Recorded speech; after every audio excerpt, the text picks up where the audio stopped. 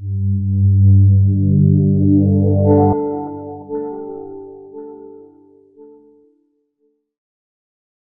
everybody, and welcome back to the EBI Seminar Series on the bioeconomy. Today, we're going to be joined by Chuck Toombs, founder of Oregon Seaweed, a local aquaculture startup located in Portland, Oregon. Today, we're going to be talking about land-based seaweed productions and its implications for the seaweed industry at large. Thank you for watching and enjoy. Hi, Chuck. How are you today? I'm great. How are you? I'm great. Thank you for asking.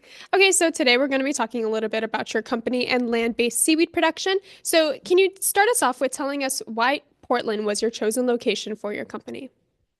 Well, I got started because I lived here and I was on the faculty at Oregon State University, which is where I discovered this seaweed growing. And that's why I saw the properties in it and I saw the potential. And that's why I founded the company. And we set up basically scaled from a laboratory setting at Oregon State into what you see now are the largest on-land seaweed farm in the United States with two farms, both in Bandon and Garibaldi.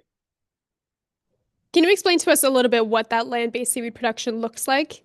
Sure.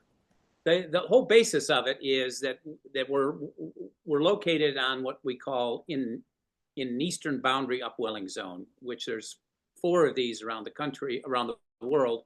And what it basically does is it naturally cold water comes up to the shoreline, and that cold water is good for growing our particular seaweed, but it also has quite a bit of nutrients in it. So it's almost like free fertilizer, if you will. So we pump the water at high tide out of the ocean. We circulate it in the tanks, bubble it in the tanks, and that causes the seaweed to grow in a three-dimensional motion, which makes it very productive, very convenient on a square footage basis. Okay, and why did you choose Pacific Dulce to be the specific strain that you're growing? When I found this growing in a lab at Oregon State University at Hatfield Center, it had a couple properties that I thought were very interesting. Number one is that it is clonally propagated. In other words, it just grows and then splits off and grows. It doesn't go through a sexual reproductive cycle, which most other seaweeds do. The second thing was it was very high in protein. And I thought that would be interesting given the fact that protein has become a big subject in the community of, feeding people and health and that sort of thing. So I thought that was, plus it didn't require any arable land and it didn't require any fresh water. So I thought that could be an actual advantage in the marketplace as we move forward. The final thing was it tastes pretty good. It's unlike other seaweeds, it's very tasty. So that's why I did. Is food your main product when it comes to seaweed, or do you do anything beyond making food?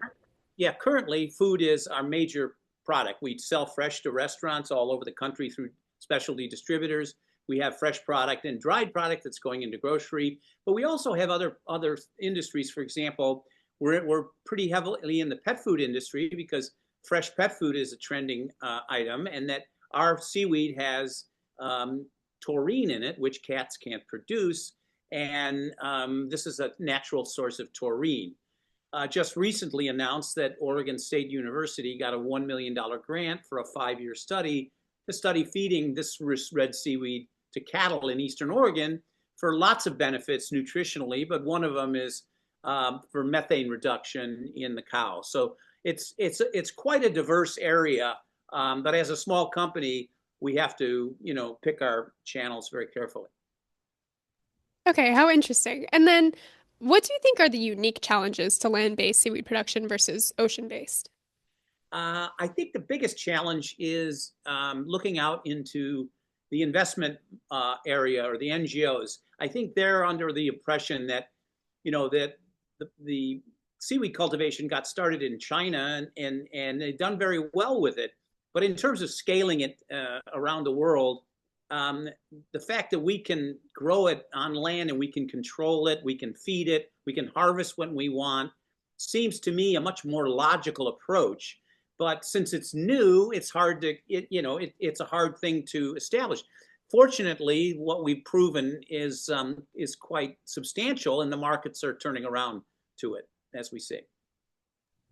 And on that note, how do you envision the future of seaweed farming in the US and its potential for creating jobs in new industries?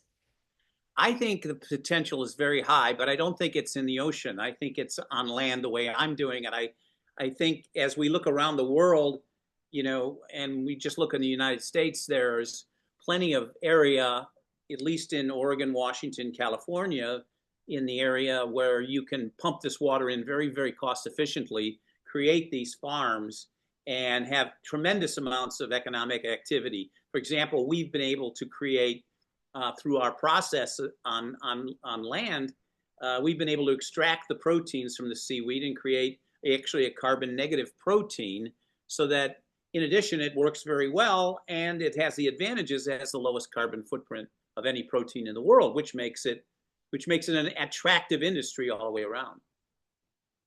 How exciting. Okay, Yeah. do you have any last sentiments you want to leave our audience with, maybe about like the future of seaweed? Yeah, I think the future of seaweed production is very bright. We're working very hard. We have 2 farms right now, and we're working very hard with on our 3rd farm, which will be the largest in the world in Newport, Oregon. And we're also looking at other areas that we can expand. For example, we're being asked by alternative fuel companies to see if we can grow a seaweed that's high in lipids that they can use to make sustainable airplane fuel and this sort of thing. So those are areas that we think it's really worth investing in because of the many things we can do with it. And I think that's becoming more evident over time. Yeah, well, that all sounds super exciting. Okay, well, thank you. That does it for all of our questions. And this was a super informative conversation, so thank you for taking the time to explain the future of the seaweed industry, especially for land-based seaweed production. Happy to do it. Thank you very much. Thank you for checking out the EBI seminar series on the bioeconomy and the seaweed supply chain. If you've enjoyed this video, please feel free to like and subscribe to our channel for more content on the macroalgae bioeconomy. Be sure to follow along for future installments or check out our previous series and explore our social media, which are all linked in the description below. Thank you for watching, and see you next time.